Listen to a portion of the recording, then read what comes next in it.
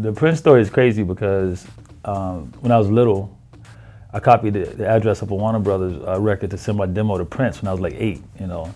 And Prince was always my favorite of all time. I wanted to be in this band. I used to act like I was Dr. Fink. People that know me in Columbus know that we used to have like these kind of Prince like cover lookalike bands and stuff. So he's been, you know, my idol. He's been the number one in my music career. And so I was, after I did TLC, I'd done enough interviews to be like, you know, Prince is my idol. I learned from Prince. And then, you know, I got a letter from him that was telling me how, you know, how proud of me he was and this, that, and the other. And I was like, oh man, this is crazy. So fast forward a little while later, then L.A. Reid comes to me one day and he goes, yo, do you want to go to Paisley Park? Prince wants us to come up to go meet him. And I was like, no fucking way. You know, he's like, yeah, let's do it. So we go up to Paisley Park, and I'm like, I never really get super overwhelmed and stuff about nothing, but then I know it's Prince. He's like my idol. Like, you know, I never really met him in person before. I seen him all in concert. I saw Purple Rain like 90 times, 19 times in the theater.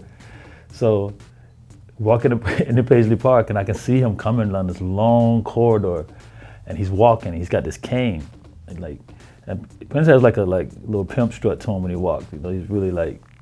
So I see him walking, and the closer he's getting, I'm getting more nervous and more nervous. I'm like, finally about to meet this guy. You know, and just like, it's like the corridor's getting longer and longer, and he's coming like.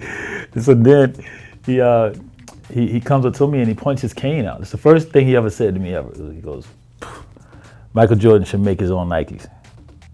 And I was like, huh? He's like, exactly, come with me. And then he takes me to this other room. He starts to give us a tour of Paisley Park. So he takes us to the first room, which is like, he said, see all these clothes in here? I'll make all these clothes. I'll get all my clothes made. See my perfume, Wild, we make that. Shoes, we make everything. Make all your own stuff. Always make all your own stuff. I'm like, obviously you make all your own stuff because it's Prince clothes. Like nobody, you haven't seen anybody wear anything that Prince ever wore in their life because he has his own tailors and stuff. And so, but his message was like, make sure you start to, own your stuff. So I said, all right, cool. He says, all right, now come on. We go to another room. Takes me to a studio room, and he starts singing, like, he goes to the console, puts his headphones on, and he starts doing background vocals to Bet You By Golly Wow. So he's like, bet you by golly wow, bet you by golly wow. And I'm like, this dude is recording himself right now. Like, it's crazy. So he does that, do all these background notes and harmonies and stuff. Then he gets up and goes, okay, come on. Then we go to another room, right? So at this time I get to tell him, like, yo, man, because I really haven't had a chance to talk to him yet. So I'm just like, hey, man, I don't even know how to tell you how much of a fan I am because, I've always molded my career after you and The Time and Get It Up and Maserati, all these different bands you had and The Family and, it's hardcore fanatic Prince. And so I'll start popping off like, the first time I heard Dirty Mind and I was walking my boom boxes and Party Up and all these old Prince songs, and he's like, whoa. He goes, well, come back tonight and we'll play your show, right? I was like, you gonna play a show? They're like, yeah, just come back in like 2 hours. You guys go regroup at the hotel and you're in LA, come back, So this time the internet had just come out and it was only like, Prince had this Glam Slam site that was always shutting down because it was so big and, the internet wasn't ready for it.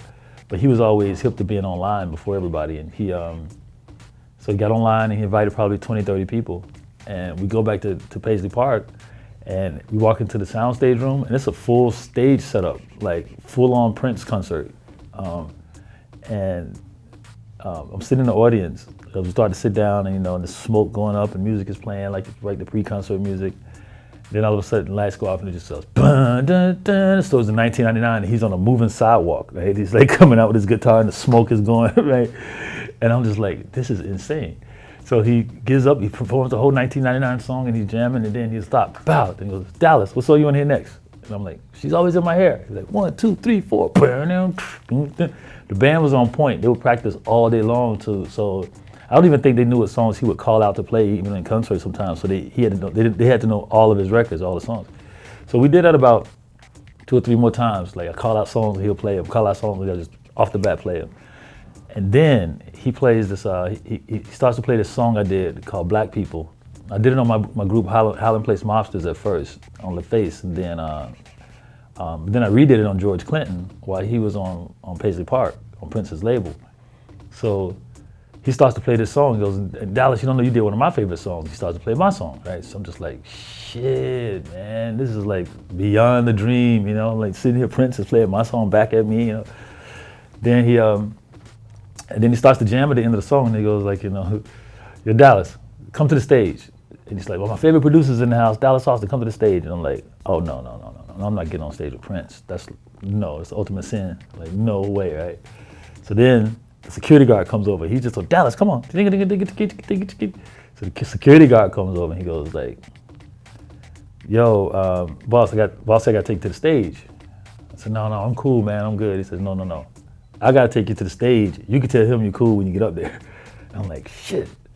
So, all right, so now I'm going on stage, because I know not to go on stage with Prince because he's going to battle you. You know, I've seen him do it to Lenny, I've seen him do it, he'll shut you down. He's such a good musician that you just feel like you just freeze up, you know. So I get on stage and I'm like, oh man, okay, well, you know what? I'm gonna go towards the organ because he's playing guitar. So that way we can just jam together, you know. And I don't have to worry about him battling me. So then I get there, I start playing the organ, I'm jamming with the band, I'm happy now. Like, hey, this is cool. And I'm getting into the groove, looking over. I look back up, this guy's gonna put on a big organ, like a long keytar. And now he comes over to my keyboard like, come on, let's go, let's battle. And I'm like, then I just freeze up. I'm like, shit, this is exactly what I didn't want to happen to me, right? Can't play against Prince. So instead, I just turned the volume knob down on my keyboard, and then this looked like I was going crazy because he was playing so good, people couldn't tell who's playing anyway. So I just started doing this, playing it. And then at the end of the night, he came back around and he was like, man, I asked him, I said, yo, how do they know all these songs? And that's when he was like, my band has to rehearse from 9 in the morning to 9 at night. They just rehearse every song over and over and over and over and over again. It's like, because they got to be perfect, you know. And I was just like, man, I was blown away. That was the first time I met him.